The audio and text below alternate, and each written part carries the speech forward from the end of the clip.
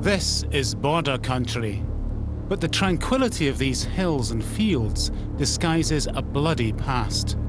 For centuries, this was a war zone, a frontier region where a heady mix of international politics, family loyalty and personal rivalry created a culture of unparalleled violence.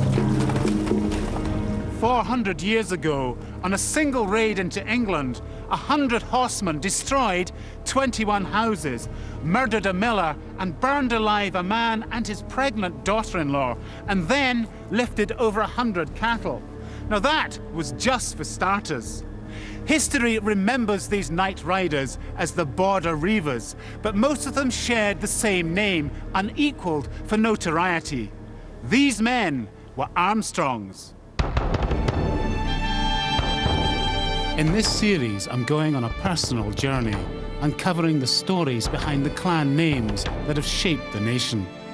And it's the great riding tradition of the Armstrong clan that has defined their place in the history of the war-torn borders.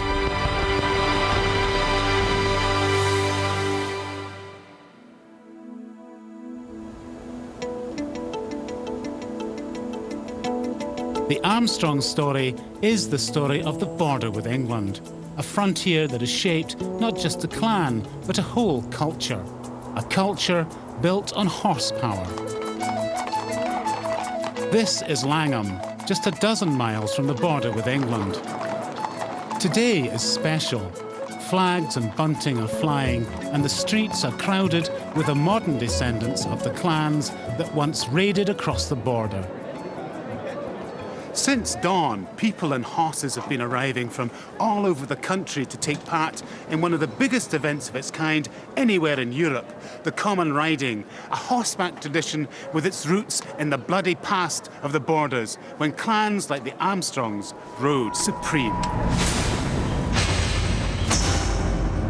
I think that the importance of a very mobile society based on horseback, which could ride over vast distance of the borders, hugely shaped the terrain. It hugely shaped the society that emerged. I mean, clearly, riding skills were absolutely vital in this society. The common riding is an event that symbolises the historical importance of horsepower to secure boundaries and challenge frontiers at a time when the Armstrongs dominated these lands. To get a better understanding of the border riding tradition, I've joined local historian and horseman Billy Young. So what is it about horsemanship that's so important to the border tradition, do you think? I think it's partly due to the isolation of the area. You know, people needed to get quickly from one place to another and covered vast distances quickly. And certainly in the reiving days, it was the man who could ride best that had the most chance of surviving. The common riding seems to commemorate defining borders, and here we are in Langham, which is very close to the old English frontier, English-Scottish frontier. That's right. And the common riding is all about maintaining borders in a sense. Absolutely. It's all about redefining the boundaries of the common lands of Langham, checking for encroachment from neighbouring landowners. The people of Langham relied very heavily on the common lands, so it was important that they should protect what was theirs. And when you're on your horse, Billy, up on the hills, and you look at the number of horsemen and women behind you, does it take you back to an earlier time, a time when the reivers were riding supreme round here? Oh, of course, yes. It brings back the spirit of the border reivers quite forcibly. And what do you think that spirit was?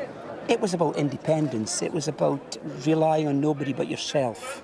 You know, and riding out to protect what was theirs by right and law, basically. And that's what we're doing at the common riding each year as well. You're riding out and protecting what's yours? Yes, yes, very much so. The annual common riding has been going on for centuries. Today, I've joined over 200 riders who've mustered to patrol and protect the boundaries of the town. In defence of their property, and they shall hear the proclamation of the Langham Fair upon the castle craigs.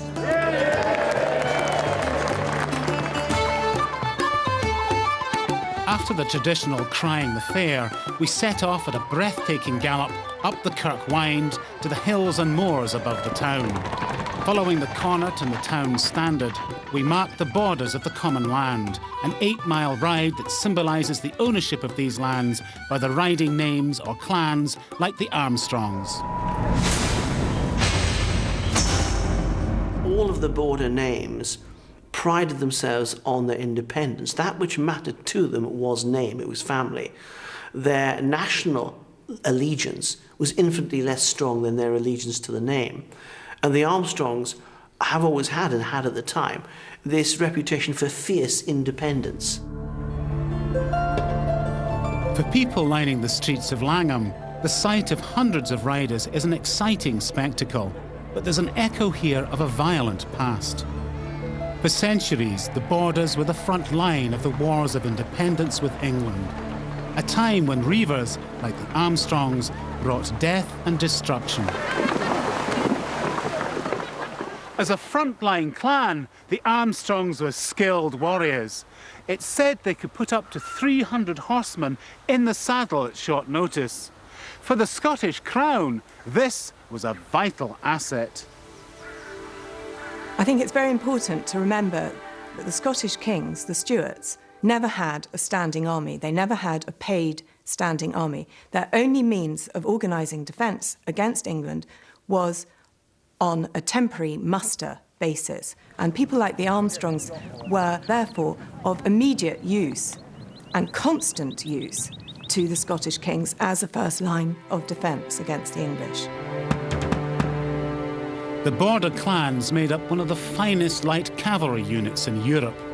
For the Scottish government, they were an invaluable asset in securing the frontier. But the social and political chaos of the war-torn border region led to an anarchic free-for-all. The trick was to keep unruly clans like the Armstrongs in their power base of Liddesdale firmly on side and under control.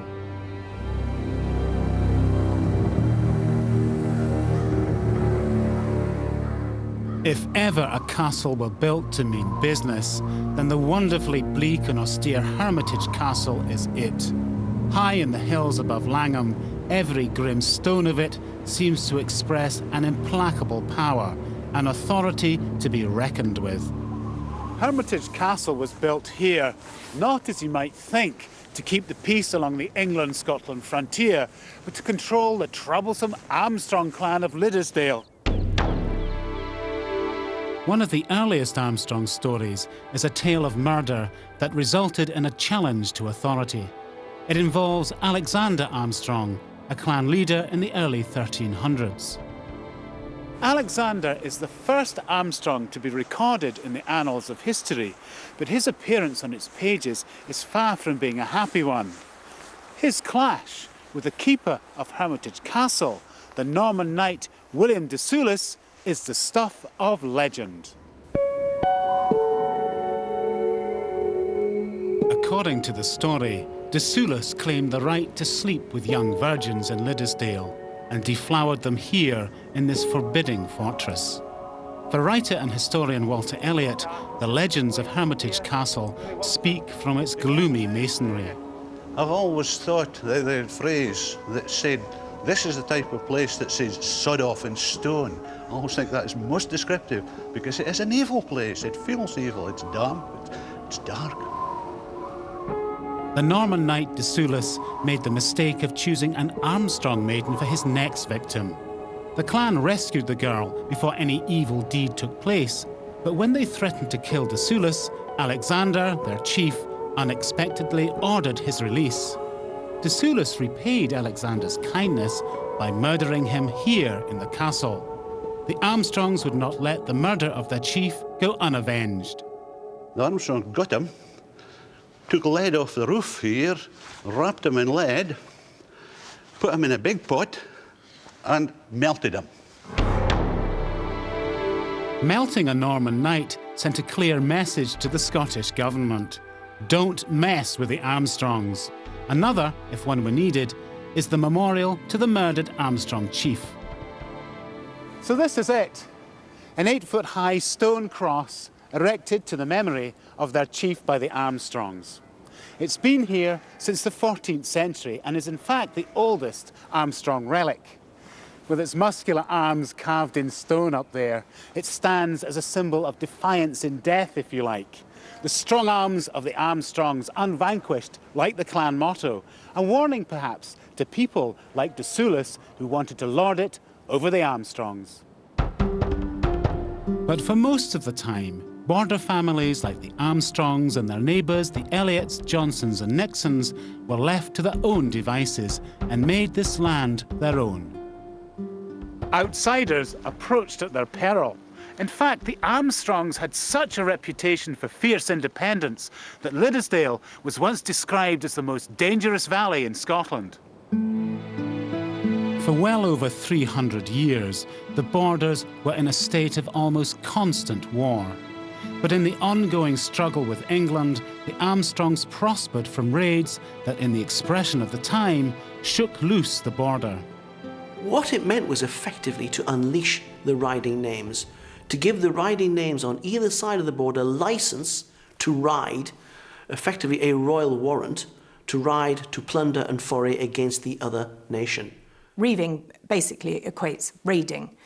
Now, this raiding could have been either internal within Scotland or, more notoriously perhaps, cross-border against the English.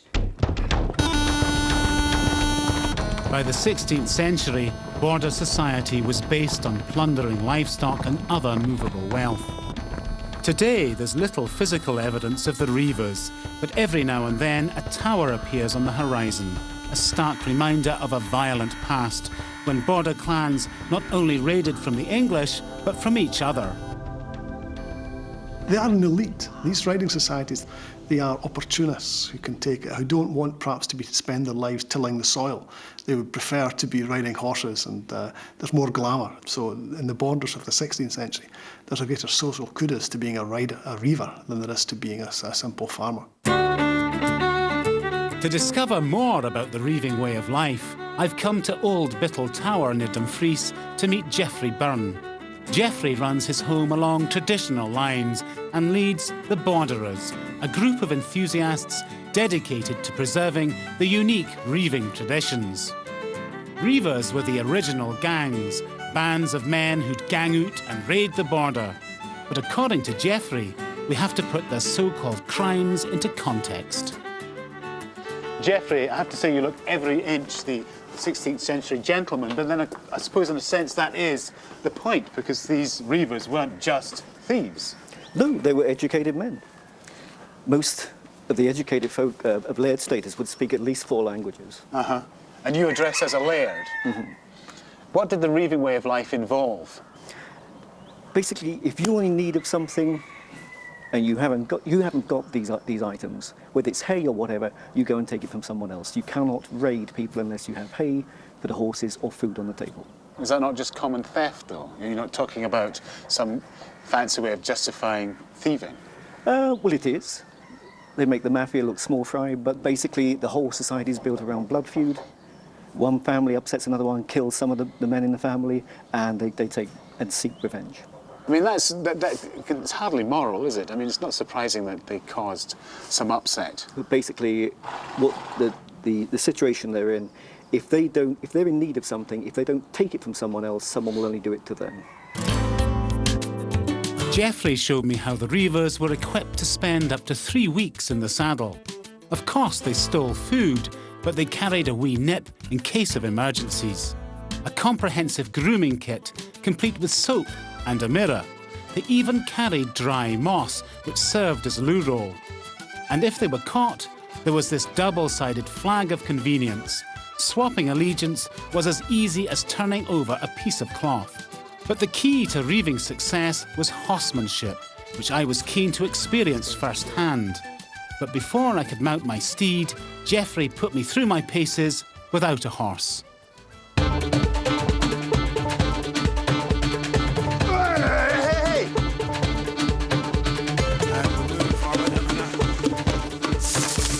Having mastered the basics, it was time for the real thing. With lance in hand, this was my chance to attempt the skills of an original 16th century freelancer. Galloping at 30 miles an hour on half a ton of horseflesh was more than just a handful.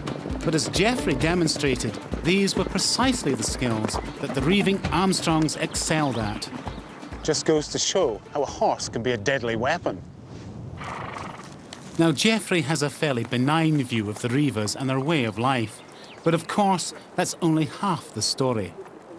There seems to be an almost irresistible impulse to romanticise the history of the Border Reivers, making them out to be fierce and independent horsemen who lived by their wits and challenged authority. But let's not make any mistake. These guys were not the moral equivalent of Robin Hood and his merry men. They were feared by outsiders who saw them as ruthless, cunning and untrustworthy. And as one 16th century chronicler noted, with Jesus Christ amongst them, they would deceive even him. The Armstrongs were undoubtedly a law unto themselves. They would even side with the English if it suited them. I've crossed the border into England to meet historian John Sadler. I'm keen to see his copy of the Calendar of Border Papers, a collection of 16th century documents that confirm the Armstrongs' reputation as a clan that stopped at nothing to secure its own interests. John, from these papers, what kind of picture emerges of the Armstrongs? It's a highly critical account. The wardens frequently report depredations and raids carried out by the Armstrongs, both in England and in Scotland, either on their own or in concert with the other Liddesdale clans, or not necessarily infrequently in concert with some of the English names, particularly the Charltons of Tynedale. It is certainly not uncommon for the riding names of both sides of the line to come together in what we would now call a criminal confederacy or conspiracy.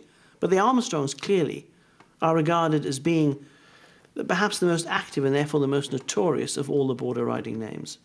They could be extremely savage if provoked, or if they were acting in consequence of a border feud. We have many records of individuals in these savage feuds literally being dismembered, hacked apart, hewed in pieces as it's called. This was a deliberate act of brutality. Even once you killed the man, you then hacked him into pieces to further humiliate and degrade your victim.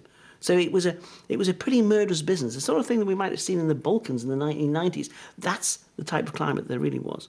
There's a very unflattering image you're painting of the characters who patrolled the borders, who lived in the border landscape. But we don't necessarily see them like that anymore. We see them through some kind of rather more romantic haze. That is a fascinating transition. In a way that the dime novel and the early movies perhaps did the same, or achieved the same process for the gunfighters of the American West. Really, we have Sir Walter Scott in the early 19th century to thank for this rehabilitation of the borders, and he recasts them in a kind of Robin Hood, a sort of slightly daring-do, swashbuckling type of character, rather than as the simple, ruthless and pragmatic outlaws which they actually were. The English city of Carlisle experienced some of the worst ravages of the border clans, and its citizens certainly had a far from romantic view of the Reivers, one endorsed by the Scottish Church in an astonishing verbal assault on the Armstrongs and their like.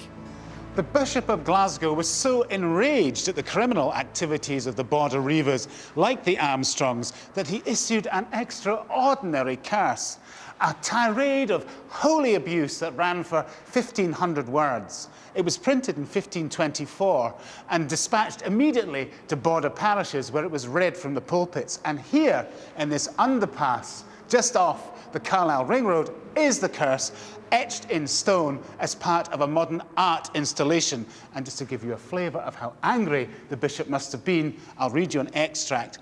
Where are we? It says, "I curse their heeds and all the hairs of their heeds. I curse their face, their een. I curse their mouth, their nose, their tongue. I curse their heeds. I curse the hairs of their heeds, their breasts. I curse their wains. I curse their stomach, their back. I curse them all." Well, I think the bishop had all the bases covered there. Of a loophole, I found not any. If the bishop was unhappy with the Armstrongs, then so too was the teenage King James V. His inability to control the reiving clans drew unwelcome criticism from his uncle, Henry VIII, just across the English border.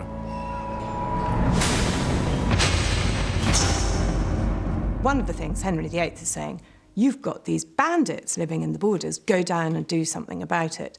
And this actually fits in with James's own wishes, in that he wants to make his stamp on society early on in his personal rule to show his authority.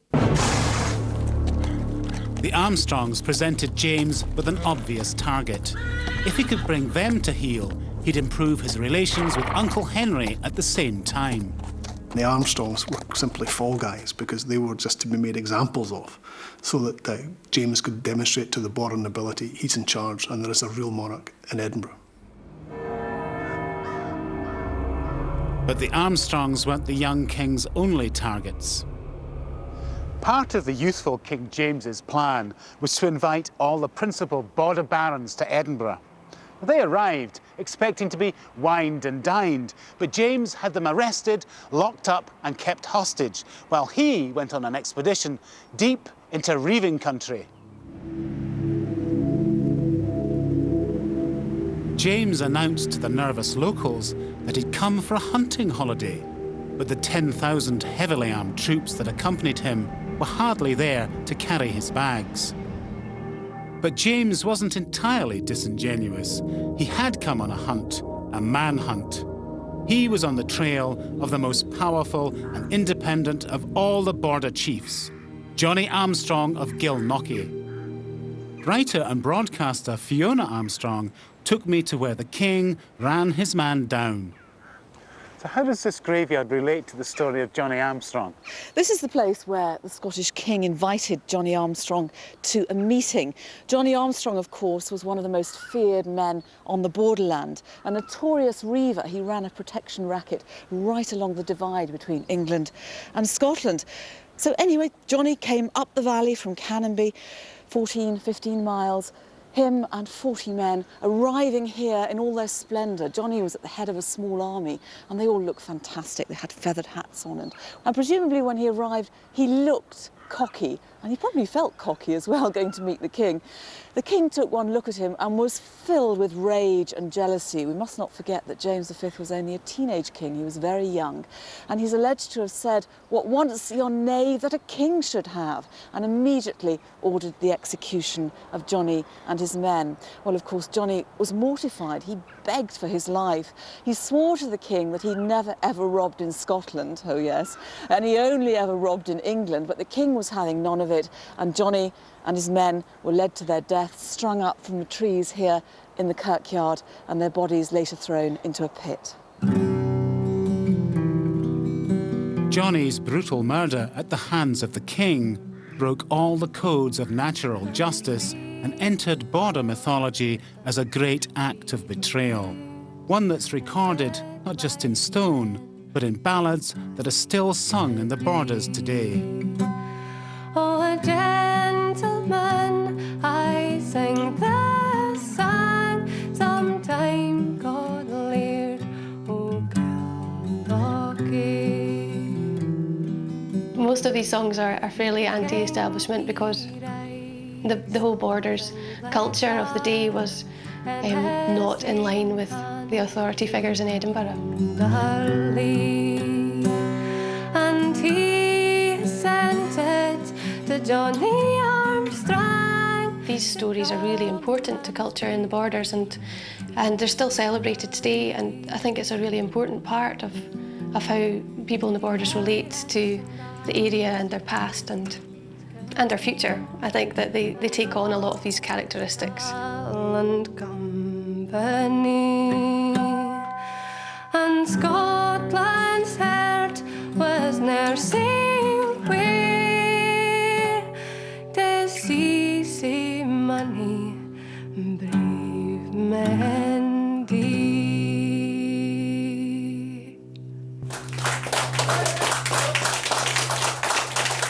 The songs, music, culture and history of the borders, like the history of the Armstrongs themselves, is intimately bound up with the old frontier with England. It gave people a sense of identity and a sense of independence. But what happens when that border ceases to exist? In 1603, an event took place that shook the border with more force than anything the Armstrongs and other reaving families could ever muster. The Scottish king, James VI, moved to England and became James I of a united kingdom. Now, for the first time since the Romans had left Britain, there was no border, and of course, with no border, how could there be borderers? What followed next amounted to a sustained attack on the border's way of life. in which the Armstrongs was singled out for especially harsh treatment. Once the union of the crowns took place, the entire political landscape shifted. And it was then his intention to literally to turn this war zone into what would be a prosperous agrarian area.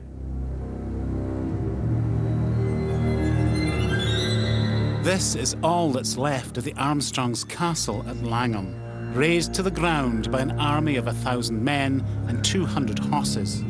They'd been sent by King James to destroy the fortified houses of the reaving families. The Armstrong power base was just one of their targets.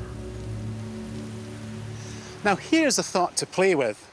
What happened along the border in the 1600s is a bit like what happened in Europe at the end of the Cold War. Just as the destruction of the watchtowers along the Iron Curtain symbolised the end of the frontier between East and Western Europe, so the destruction of tower houses like the Armstrongs at Langham symbolised the dawn of a new age when there'd no longer be an international frontier between England and Scotland. Now a king on both sides of the border, James VI was intent on creating a united kingdom. One strategy was, of course, to bring a frontier policy which brought stability to the frontiers. Hence the borders, he had them renamed as the Middle Shires, sought to promote them as a common area, not a divisive area, but a common area of which would reflect his vision of a united Britain. But there was no room in the new Middle Shires for notorious clans like the Armstrongs. Their power was to be broken through a policy of so-called pacification, a euphemism that saw the destruction of an entire way of life. The Armstrongs were now forbidden to own horses, and for a culture based on horsepower, this was a mortal blow. And not only were they forced from their homes, many leading Armstrongs were hunted down and killed.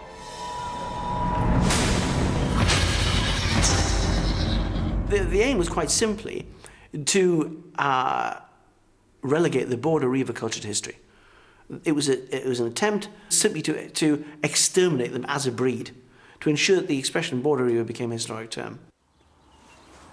This statue in the village of Rowanburn commemorates what can only be described as an act of ethnic cleansing. Now the figure represents Lang Sandy, who, as the name suggests, was a big fella. Now Sandy had 11 sons, but he and all his boys were captured and executed by the king's men simply for being Armstrongs. And within a few years, there was no one left alive in Rowanburn bearing the Armstrong name. This was the end of the Armstrongs as a fighting force, and for the independent way of life of the border clans. No longer would mounted reavers gang out and shake loose the border. Riding names like the notorious Armstrongs were finally broken. Tamed and civilised, those who weren't forced into exile turned to more peaceful pursuits.